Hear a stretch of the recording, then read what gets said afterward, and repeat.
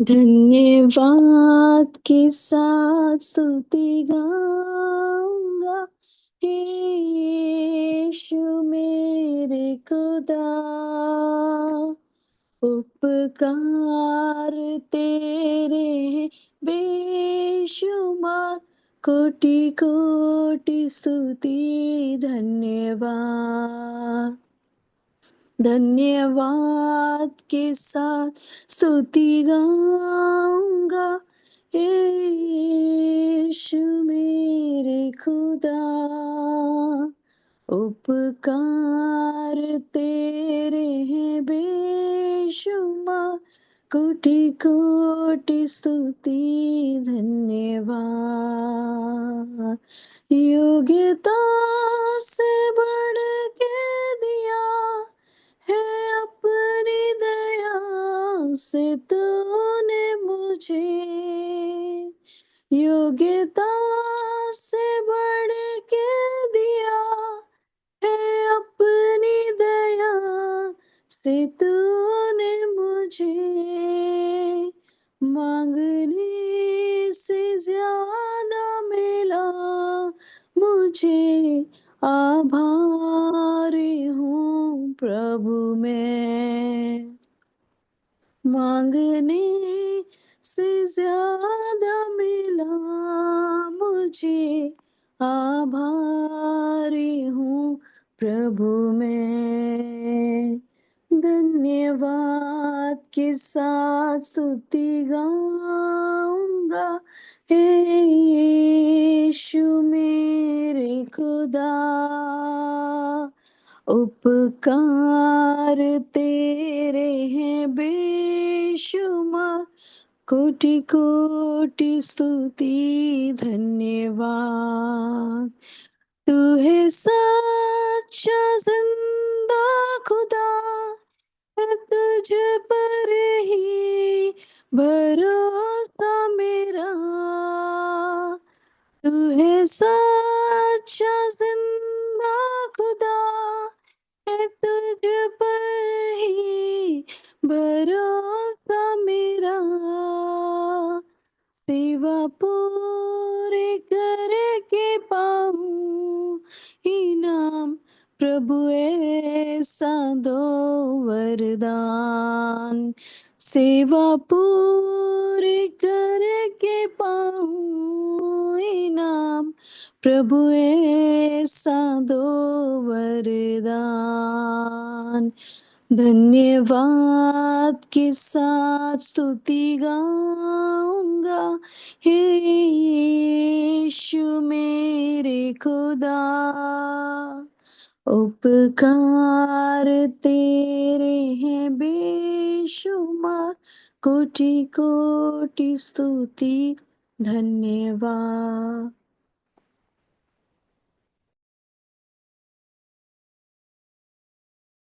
Shalom shalom और shalom. प्रभु यीशु की शांति जो समझ से बाहर है हमारे जीवनों में बनी रहे, और यही एक जरिया है या यही एक रास्ता है पूरी तरह से उस जागृति को देखने का जो प्रभु हमसे चाहते हैं, जो प्रभु हमें दिखाना चाहते हैं इन दिनों में, जो जिसके लिए वो प्रॉमिस कर रहा है। और हम लोग ने कल देखा था कि किस प्रकार से, मेरी आवाज आ रही है? मेरी आवाज आप लोग को आ रही है? अच्छा, ठीक। हाँ, प्रभु का धन्यवाद हो कि कल हम लोग किस प्रकार से देख रहे थे कि पतरस बंदी गृह में है और वहां पर किस प्रकार से जो है याकूब का मृत्यु हो चुकी है, और अब पतरस को भी हेरोदेस ने बंद कर लिया है क्योंकि वो यहूदियों को खुश करना चाहता है, और डबल उसका पहरा है। एक सिपाही के साथ बांध के रखा जाता था, परंतु अभी 2 सिपाही बंधे हुए हैं और पतरस साहब सो रहे हैं, और 4 मतलब कि बाहर होंगे जो उसकी पहरा दे रहे होंगे, और 2 दरवाजों के बीच में जंजीर में बंधा हुआ ये पड़ा हुआ है और सो रहा है।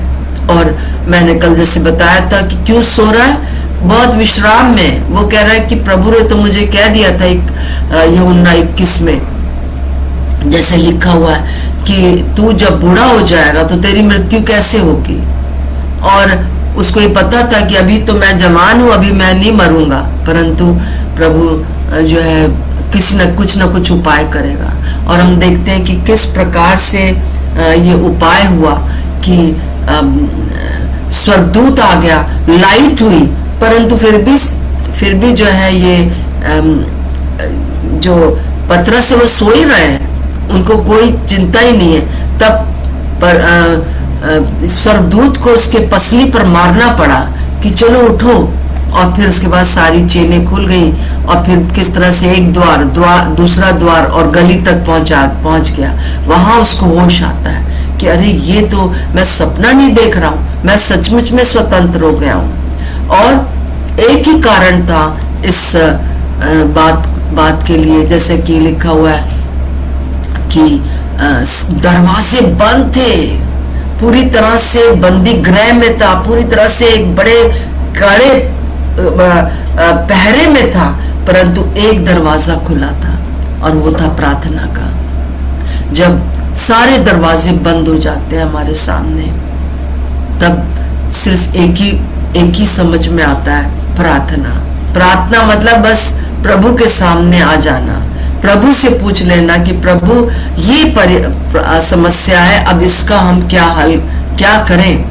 मेरे सामने, आपके सबके सामने बहुत सी बातें हैं, आइए हम बस एक दरवाजे को खोल ले। सारे, ऐसा लगता है कभी कभी सारे दरवाजे जैसे बंद हो गए, कोई एक बात है जो कि प्रार्थना सुनी नहीं जा रही, कई लोग सोचते हैं, ये बहुत सी चीजें लोग सोचते हैं, परंतु एक दरवाजा अभी भी खुला है, और वो परमेश्वर का दरवाजा है, वो प्रार्थना का दरवाजा है। जैसे हम कहते हैं कि स्वर्गदूत ने पतरस को बंदी गृह से निकाल लिया। स्वर्गदूत ने क्या किया? पतरस को बंदी गृह से निकाला, और स्वर्गदूत को स्वर्ग से आने के लिए विश्वासियों की प्रार्थना है। स्वर्गदूत रिलीज हो जाए स्वर्ग से और उसको काम दिया जाए पृथ्वी पर विश्वासियों की सहायता करने के लिए, जिसके लिए कि उनको बनाया गया है, तो वो सिर्फ एक ही चीज है, वो है प्रार्थना। दानियल ने प्रार्थना किया, और बहुत से प्रभु के सेवकों ने प्रार्थना किया, एस्तर ने प्रार्थना किया, और हम देखते हैं कि किस प्रकार से प्रार्थना का उत्तर मिला। स्वर्गदूत रिलीज किए जाते हैं, और कई लोगों का ये कहना है कि स्वर्गदूतों के पास आजकल कोई भी नौकरी नहीं है, क्योंकि हम लोग प्रार्थना नहीं कर रहे हैं। आइए हम लोग इस बात को रख लें, कौन सी मेरे अपने जीवन में, मेरे परिवार में, मेरी कलीसिया में, और इस खास तौर से इस जागृति को आने में, जो दरवाजों में बंद है जागृति, जो कि बेड़ियों से जकड़ी हुई है, जो कि दोहरे जो है पहरे में है। ऐसा कभी कभी लगता है कि किस प्रकार से जागृति आएगी। और आइए, एक ही तरीका है, और वो ये है कि हम लोग प्रार्थना करें। मैं विश्वास करती हूँ कि आज हम लोग फिर से प्रार्थना करेंगे कि प्रभु आप हमारे देश में जागृति भेज दीजिए। जागृति मतलब हम प्रभु की आवाज सुन सके, लोग प्रभु को जान सके, हमारे द्वारा लोगों के जीवनों में आश्चर्यकर्म हो सके। हम जहाँ खड़े हो जाएं, हम जहाँ जाए वहां पे परमेश्वर की उपस्थिति आ जाए, जैसे पतरस के लिए होता था। और हम देखते हैं कि एक ही ये तरीका है, और हम आगे आज देखेंगे कि किस प्रकार से जो है वो 12वें पद में, जैसे 12 से और 19 तक पढ़ दीजिए, स्मिता पढ़ दीजिए, 12 से 19 तक पढ़ दीजिए, आगे क्या होता है। वह जानकर वह उस यूहन्ना की माता मरियम जो मरकुस कहलाता है, वहाँ बहुत से लोग इकट्ठे होकर प्रार्थना कर रहे थे। जब उसने फाटक की खिड़की खटखटाई तो रुदे नामक एक दासी देखने को आई। पतरस का शब्द पहचान कर उसने आनंद के मारे फाटक न खोला, परंतु दौड़कर भीतर गई और बताया कि पतरस द्वार पर खड़ा है। उन्होंने उससे कहा, तू पागल है, परंतु वह दृढ़ता से बोली कि ऐसा ही है। तब उन्होंने कहा, उसका स्वर्गदूत होगा, परंतु पतरस खटखटाता ही रहा। अतः उन्होंने खिड़की खोली और उसे देखकर चकित रह गए। तब उसने उन्हें हाथ से संकेत किया कि चुप रहे और उनको बताया कि प्रभु किस रीति से उसे बंदी गृह से निकाल लाया है। फिर कहा, याकूब और भाइयों को यह बात बता देना। तब निकलकर दूसरी जगह चला गया। भोर को सिपाहियों में बड़ी हलचल मच गई कि पतरस का क्या हुआ। जब हेरोदेस ने उसकी खोज की और न पाया तो पहरुओं की जांच करके आज्ञा दी कि वे मार डाले जाएं, और वह यहूदिया को छोड़कर कैसरिया में जाकर रहने लगा। थैंक यू बहन। हम यहाँ पर देखते हैं कि पहली बात की यहाँ पर जो है जब उसको पता था कि पतरस को कि यूहन्ना की माता जो मरियम थी और मरकुस जो मरकुस कहलाता है, ये दूसरा मरकुस जो कि जिसने कि मरकुस की किताब लिखी है, तो उसके यहाँ पे सब इकट्ठा है। एक चीज में बहुत अच्छी थे, लॉ लगाकर इकट्ठा है। फिर से एक बार वही विचार आता है, आइए हम लोग लॉ लगाएं और इकट्ठा हो जाए। यही है दरवाजा खोलने का तरीका, जागृति के लिए, अपने जीवन में कार्य के लिए। और प्रभु और हम पर यहाँ पर हम एक चीज और देखते हैं कि जब ये उत्तर मिल गया तब विश्वासी नहीं कर रहे हैं। और उसको रौदा मतलब कि रोज उसका मतलब है गुलाब, उस लड़की का नाम। और उसने जब आके कहा कि ये वो पतरस आ गया है, तो कह रहे तो पागल हो गई है।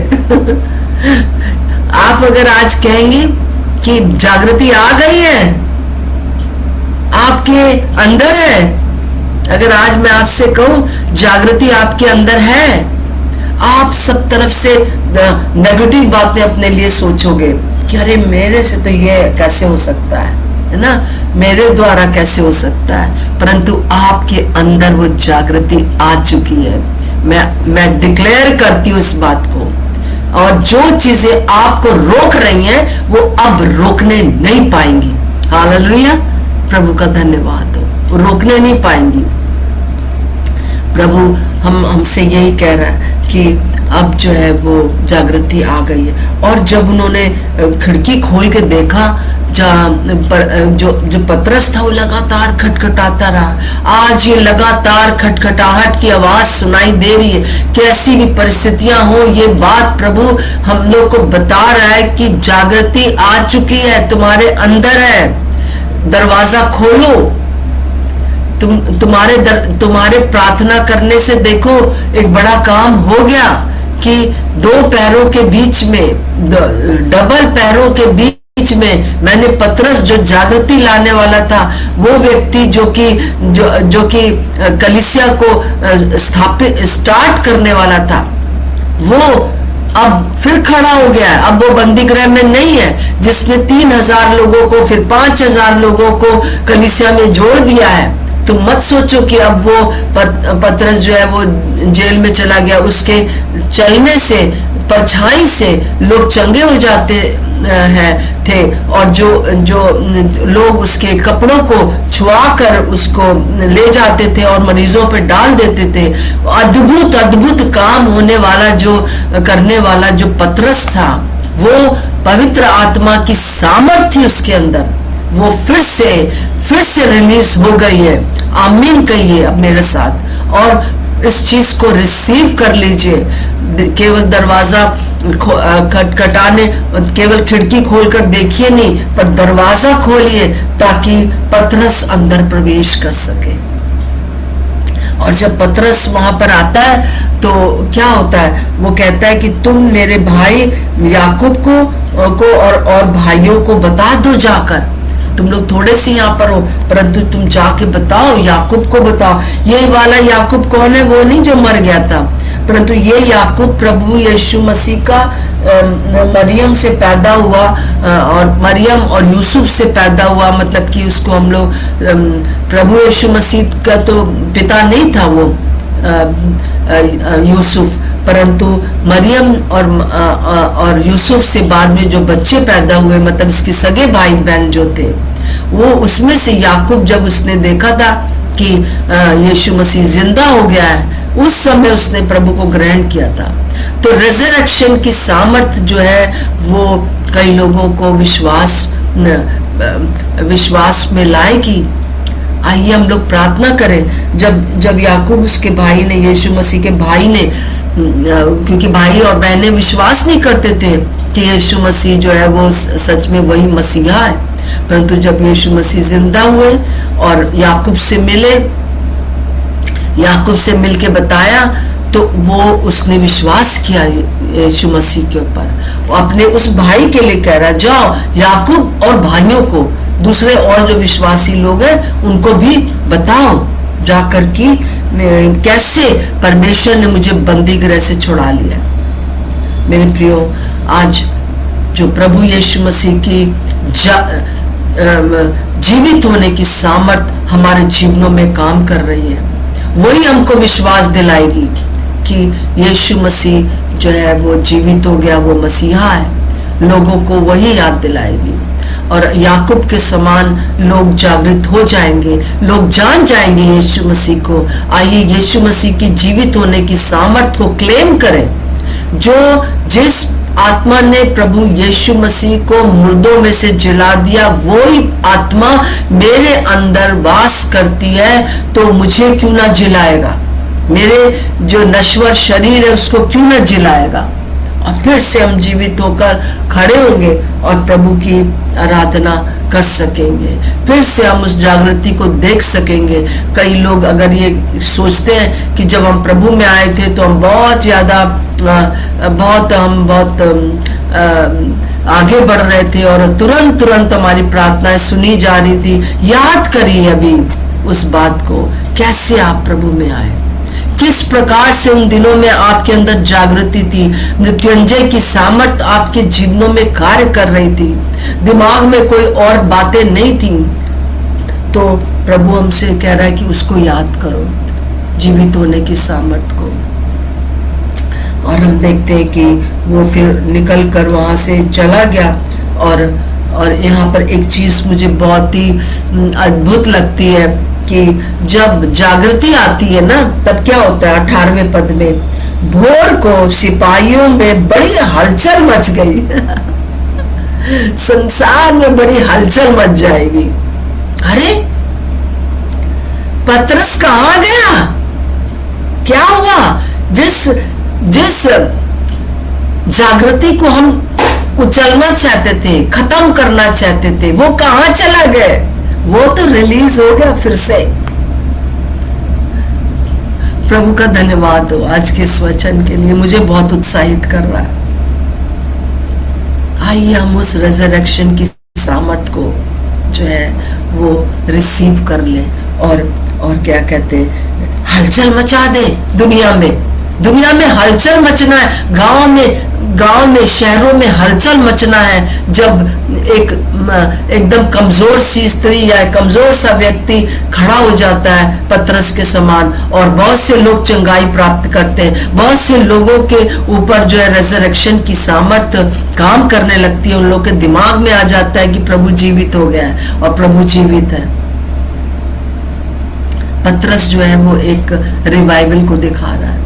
और फिर उसके बाद पतरस, क्योंकि जहां पर रिवाइवल को स्टॉप किया जाता है वहां तो वो रिलीज हो ही गया है, परंतु अब उसको दूसरे शहरों में भी जाना है, दूसरी जगहों पर भी जाना है, चाहे व्हाट्सएप के द्वारा, चाहे जूम के द्वारा, और ये जागृति और भी आना है। हालेलुया। ये जागृति की आत्मा को और भी दूसरे शहरों में हम सबके जहां पर आप रहते हो वहां पर तो आएगी ही, परंतु और जगहों पर भी आएगी। मत सोचिए कि हम तो बस बंदी गृह में है, हम तो ऐसी सिचुएशन में है, हम कुछ कर नहीं सकते, हम ये नहीं है, हम वो नहीं है।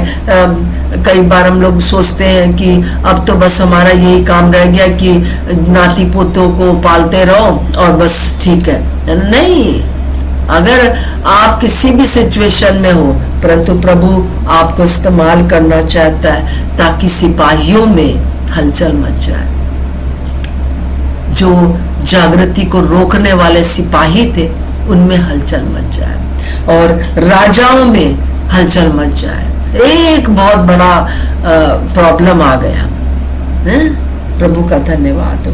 अब हम आगे एक और चीज को बहुत उससे देखेंगे कि किस प्रकार से जो है बहन पढ़ दीजिए 20 से 23 तक पढ़ दीजिए, 20 से 23 तक कि यहाँ पर क्या दिखाया गया है। देखिए सूर और सैदा के लोगों से बहुत अप्रसन्न था, इसलिए कि वे एकचित्त होकर उसके पास आए और बलास्तुस को, जो राजा का एक कर्मचारी था, आकर मेल करना चाहा, क्योंकि राजा के देश से उनके देश का पालन पोषण होता था।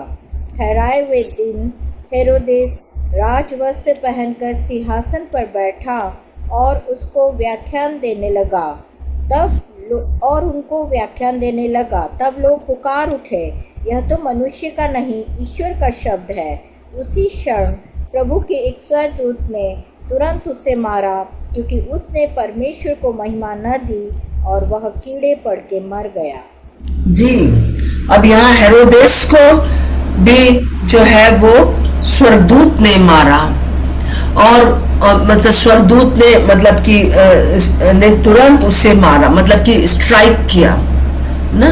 और क्या हुआ कि वो कीड़े पड़ के मर गया। क्यों? क्योंकि वो अपनी महिमा चाह रहा था। सब लोग उसकी चापलूसी करने के लिए जब उसकी जय जयकार कर रहे थे, और उस समय जो है तुरंत जो है वो हेरोदेस की मृत्यु आ गई, क्योंकि उसको कीड़े पड़ के वो मर गया।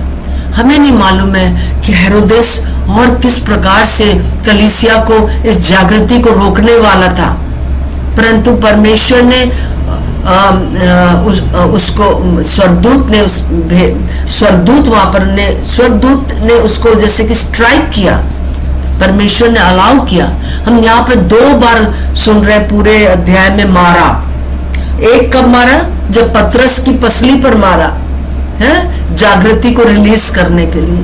और दूसरा एक ऐसे व्यक्ति को मारा जो कि इस जागृति को समाप्त करना चाहता था। जो भी चीजें हमारे सामने आएंगी, जब प्रभु ने कह दिया तो कह दिया कि इससे पहले कि मैं अपने लोगों को ले जाऊं, रैप्चर हो, उससे पहले एक बड़ी जागृति पूरे संसार में आएगी तो आएगी। इस जागृति को कोई रोकने नहीं पाएगा, बड़ी हलचल मचेगी। तो आइए हम लौ लगाकर प्रार्थना करें। एक ही दरवाजा खुला हुआ है, पतरस को जीवित करने का, पतरस को जीवित रखने का, रिवाइवल को जीवित रखने का। लौ लगाकर प्रार्थना करना, इकट्ठा होके प्रार्थना करना। और हम देखते हैं कि यहाँ पर जो है याकूब की तो जो मृत्यु हुई वो परमेश्वर की महिमा के लिए हो गई, और हम इस राजा की देखते हैं कि उसने अपनी महिमा कराई और रोका नहीं कि भाई तुम मेरी महिमा क्यों कर रहे हो। सबके सब कहने लगे कि ये तो परमेश्वर का वचन है।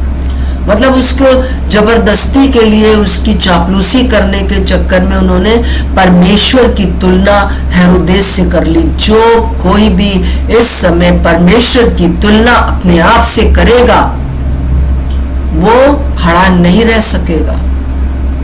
हम थ्रू आउट जो है देखते हैं प्रेरितों के काम में, जहां कहीं पर भी परमेश्वर, यहाँ पर जब ऐसे लोग हैं जो कि वास्तव में जागृति में मूव कर रहे हैं, उनके सामने जिनको प्रभु ने स्तिफनुस को, याकूब को और भी बहुत से चेलों मर गए, वो प्रभु की महिमा के लिए हुआ।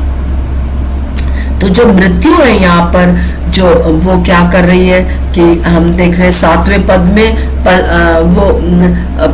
पसली को जब मारा तो जागृत हुआ, और हम 23 पद में देखते हैं कि वहां पर जो है राजा को मारा और वो समाप्त हो गया। तो हम प्रभु का धन्यवाद हो कि हम प्रभु की महिमा के लिए अगर मर भी जाए तो कोई बात नहीं है, परंतु ये जागृति जीवित रहेगी। पतरस जीवित रहेगा जिसको प्रभु ने रखा है, और एक बहुत बड़ी जागृति परमेश्वर भेजेगा। परंतु परमेश्वर का वचन यहाँ पे लिखा है 23वें पद में, 24वें पद में, परंतु परमेश्वर का वचन बढ़ता और फैलता गया। चाहे प्रभु की महिमा के लिए हम मरे, चाहे प्रभु की महिमा के लिए हम जीवित रहे पतरस के समान, और वो भी बाद में बहुत बुरी मृत्यु से मरा, परंतु हम देखते हैं कि वचन जो था आज तक बढ़ता गया। जो पतरस ने स्टार्ट किया, क्या वो अभी खत्म हो गया? नहीं। गांव गांव में, शहर शहर में, गली गली में प्रभु का प्रचार हो रहा है। लोग प्रभु को जान रहे हैं, और प्रभु का धन्यवाद हो इस बात के लिए कि प्रभु ने हमारी प्रार्थनाओं को सुनता है, और चाहे हम मरे या जिए, हम जो है प्रभु का काम बढ़ता जाए, ये हमारी प्रार्थना, यही है जागृति। मैं इस पूरे अध्याय को पढ़ने के बाद एक निष्कर्ष पर पहुंची हूं कि एलोहीम परमेश्वर आज भी हमारा प्रभु यीशु मसीह एलोहीम है, सब चीजों पर अधिकारी है, सब चीजें उसके ही अधीन है। हालेलुया। हम जैसे कि प्रकाशित वाक्य में पहले अध्याय में पढ़ते हैं उसके बारे में, 4 पद में, है ना, उसकी ओर से, मतलब यूहन्ना को जब वो बात कर रहा है तो 7 कलीसियाओं को एक यूहन्ना की ओर से आसिया की 7 कलीसियाओं के नाम पर क्या लिखना है, क्या उसकी ओर से जो है, मतलब पवित्र आत्मा, और जो था पिता परमेश्वर, और जो आने वाला है यीशु मसीह, और उन 7 आत्माओं की ओर से जो उसके सिंहासन के सामने है, और यीशु मसीह की ओर से जो विश्वास योग्य साक्षी है, और मरे हुओं में से जी उठने वालों में पहलौठा है, पृथ्वी के राजाओं का हाकिम है, तुम्हें अनुग्रह और शांति मिले। ये मैं खास तौर से बताना चाह रही हूँ कि वो जो है पवित्र आत्मा, वो जो था पिता परमेश्वर, वो जो आने वाला है यीशु मसीह, वो आज कलीसियाओं को यही पुकार के कह रहा है कि वो विश्वास योग्य साक्षी है, और वो मरे हुए में से जी उठने वालों में पहलौठा है, और विशेष रूप से वो पृथ्वी के राजाओं का हाकिम है। सब कुछ उसके कंट्रोल में है। बस शर्त यह है कि हम अपना कंट्रोल प्रभु यीशु मसीह के हाथ में दे दे, पवित्र आत्मा के हाथ में दे दे, हर समय हर पल उसकी आवाज को सुनने की कोशिश करें। बस प्रभु हमसे यही चाहता है। अगर हम उसके अधीन हैं तो हम, आपको मैं बताना चाहती हूँ, अगर हम मर भी गए तो प्रभु की महिमा है, और अगर हम जीवित भी हैं तो प्रभु की महिमा के लिए, जागृति के लिए जीवित है। हमारा मेन पर्पस इस दुनिया में रहने का यही है ना, और हम ऐसे परमेश्वर की सेवा करते हैं जो एलोहीम है, जिसके हाथ में सब कुछ है। हमारे पास जब कुछ भी, सारे दरवाजे बंद हो जाए, हम डबल पहरे में आ जाएं, क्या आप अपने आप को आज बंदी गृह में महसूस करते हो? प्रभु आज कह रहा है, मेरी बेटी, मेरे बेटे, मैं वो जागृति तुम्हारे अंदर डाल दी है, लौ लगा के इकट्ठा होके प्रार्थना करो बस, और इस चीज में आगे बढ़ो, क्योंकि मैं काम कर रहा हूं। और काम ये नहीं है कि मेरे को क्या मिल गया, मुझे कितने घर मिल गए, मेरे पास कितनी कारें हो गई, मेरे बच्चे सब जो है अच्छी अच्छी जगह पर हो गए, मेरा मेरा या मेरा कलीसिया न कुछ नहीं, परंतु प्रभु का काम, वचन बढ़ता गया है। आइए हम प्रार्थना करेंगे। और मैं विश्वास करती हूँ कि प्रतिभा हमारे बीच में है, प्रतिभा मेरे साथ है यहाँ पर घर पर। और प्रतिभा आप प्रार्थना करिए। प्रभु यीशु मसीह, हम धन्यवाद देते हैं खुदावंत परमेश्वर, आज के वचन के लिए हम धन्यवाद देते हैं पिता। और परमेश्वर यहोवा प्रभु जी, हम निरंतर हम सब प्रभु आपकी सामर्थ्य में प्रभु जी बढ़ते चले जाए, निरंतर आपको सुन सके पवित्र आत्मा।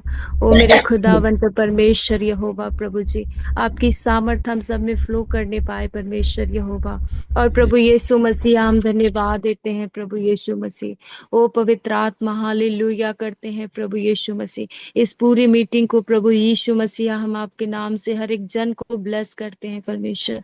प्रभु हम धन्यवाद देते हैं प्रभु, आंटी को प्रभु यीशु मसीह और भी ब्लेस करें परमेश्वर पिता। निरंतर प्रभु यीशु मसीह हम सब की आवाज, हम प्रभु हम सब निरंतर आपकी आवाज को सुन सके परमेश्वर। ओ प्रभु हम सब आपको सुन सके खुदावंत परमेश्वर। हम आपका धन्यवाद देते हैं प्रभु। निरंतर प्रभु यीशु मसीह हम आपकी सहायता को मांगते हैं परमेश्वर। हम सब आप पर निर्भर रहने पाए परमेश्वर। आप हम सब में होकर प्रभु बड़े कामों को करें खुदावंत प्रभु जी। हम धन्यवाद देते हैं। इस विनती को यीशु के नाम से मांगते, सुनर कबूल करें, आमीन।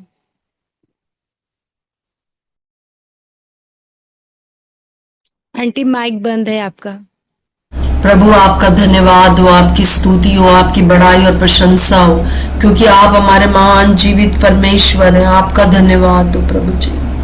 प्रभु जो जागृति आपने शुरू की है वो पूरा होकर रहेगी प्रभु जी। जो आपने कहा है वो होकर रहेगा। कोई भी इस जागृति को कि लोग प्रभु जी हलचल ना मच जाए, लोग ये ना जान लें कि प्रभु यीशु मसीह ही प्रभु है, एलोहीम परमेश्वर है, एदोनाय परमेश्वर है। हालेलुया, आपका धन्यवाद हो, आपका धन्यवाद हो। हालेलुया। प्रभु एलोहीम सारी सृष्टि को बनाने वाला और सब चीजों का अधिकारी है, एदोनाय परमेश्वर है। प्रभु आपका धन्यवाद हो। इस समय मैं एक एक को प्रभु जी आपके लहू में ढांप देती हूँ। आज का पूरा दिन हम लोग का ऐसा बीते जैसे कि प्रभु जी हम जागृति में चल रहे हैं। प्रभु जी हमारे पास बहुत सी गवाहियां हो जाए, यीशु मसीह के नाम से मांगते हैं, आमीन और आमीन।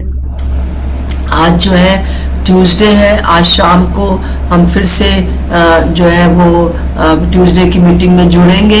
अर्पण और पूरा परिवार कल चले गए हैं ग्रेटर नोएडा, उसके बाद वो लोग देहरादून 25 तारीख को चले जाएंगे। सो आप लोग प्रार्थना करते रहें। और मैं विश्वास करती हूँ कि ये जो जागृति की आग लगी है वो आगे बढ़ती चली जाएगी। प्रभु हमारी सहायता करें।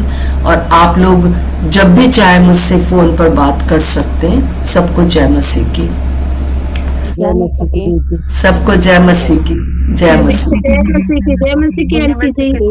जय मसीह की। आप लोग बहुत अच्छे लगते हैं जो खोल अपना वो जब पर्दा हटा देते हैं। Thank you Ruby, thank you Rita, thank you Asha बहन, थैंक यू। आप सबको बहुत आशीष दे। ओके, जय मसीह की, जय मसीह की। तो फिर मिलते हैं हम लोग शाम को 6 बजे। शालोम, शालोम और शालोम।